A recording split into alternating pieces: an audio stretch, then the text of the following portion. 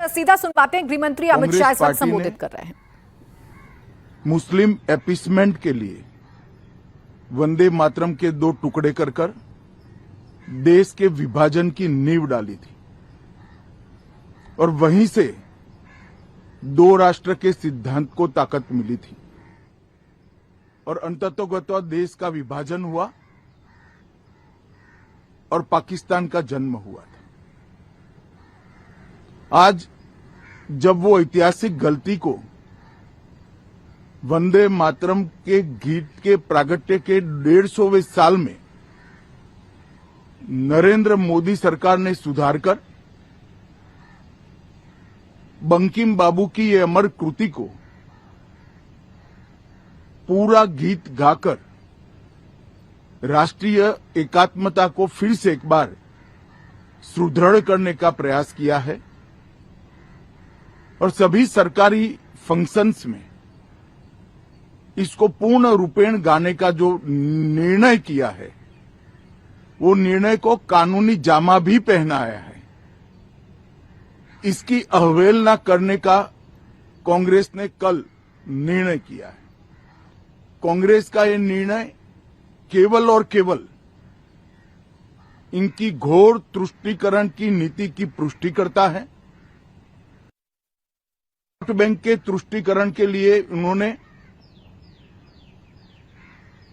स्वर्गीय बंकिम बाबू के इस अमर कृति का न केवल अपमान किया है, वो लाखों शहीदों का भी अपमान किया है जो वंदे मातरम का नारा लगाते लगाते देश की आजादी के लिए फांसी पर चढ़ गए, जिन्होंने कई साल जेल में काटे। आज कांग्रेस पार्टी 1937 का अपनी पार्टी का रिजोल्यूशन मान रही है और पार्लियामेंट के एक्ट को नकार रही है।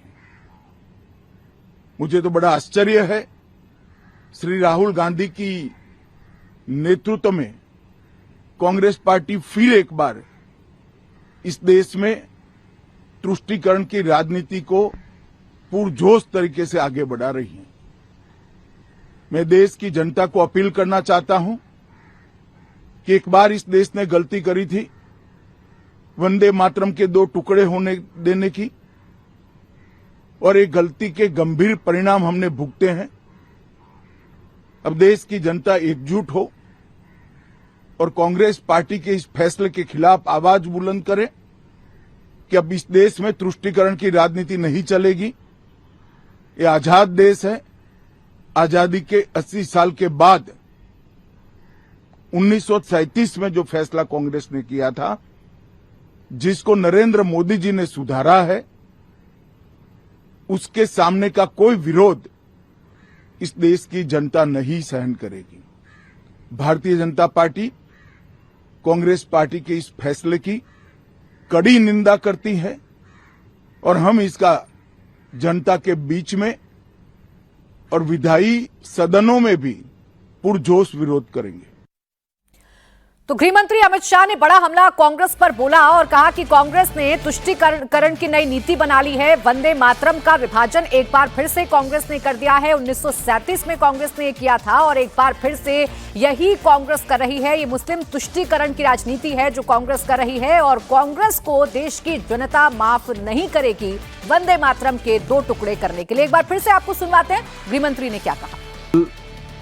कांग्रेस पार्टी की कार्यसमिति ने एक आश्चर्यजनक और देश विरोधी फैसला लिया है। उन्होंने अपनी पार्टी के 37 के रिजोल्यूशन को फॉलो करते हुए महान वंदे मातरम गीत के 2 ही छंद गाने का फैसला किया है। मैं इस समय पर पूरे देश को याद कराना चाहता हूं कि 1937 में कांग्रेस पार्टी ने मुस्लिम अपीसमेंट के लिए वंदे मातरम के 2 टुकड़े कर देश के विभाजन की नींव डाली थी और वहीं से 2 राष्ट्र के सिद्धांत को ताकत मिली थी और अंततोगत्वा देश का विभाजन हुआ और पाकिस्तान का जन्म हुआ था। आज जब वो ऐतिहासिक गलती को वंदे मातरम के गीत के प्रागट्य के 150वें साल में नरेंद्र मोदी सरकार ने सुधार कर बंकिम बाबू की ये अमर कृति को पूरा गीत गाकर राष्ट्रीय एकात्मता को फिर से एक बार सुदृढ़ करने का प्रयास किया है और सभी सरकारी फंक्शंस में इसको पूर्ण रूपेण गाने का जो निर्णय किया है, वो निर्णय को कानूनी जामा भी पहनाया है।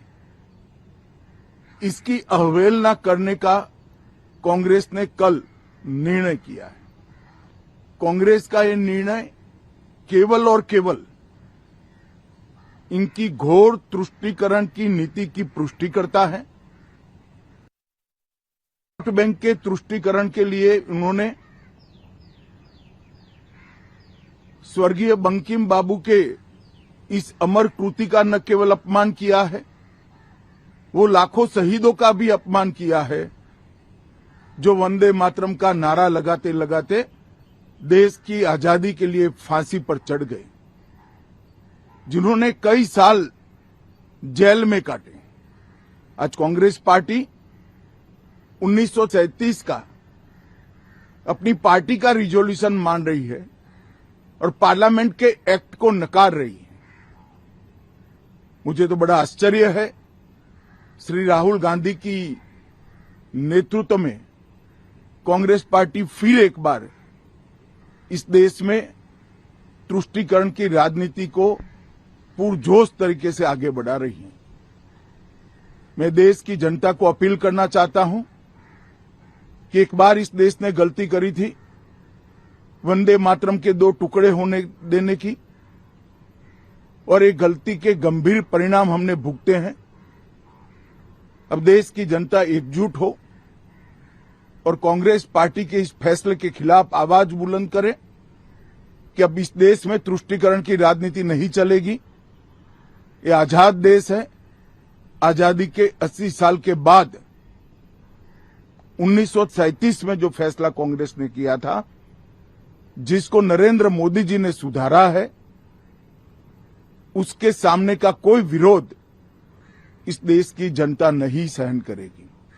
भारतीय जनता पार्टी कांग्रेस पार्टी के इस फैसले की कड़ी निंदा करती है और हम इसका जनता के बीच में और विधायी सदनों में भी पुरजोश विरोध करेंगे।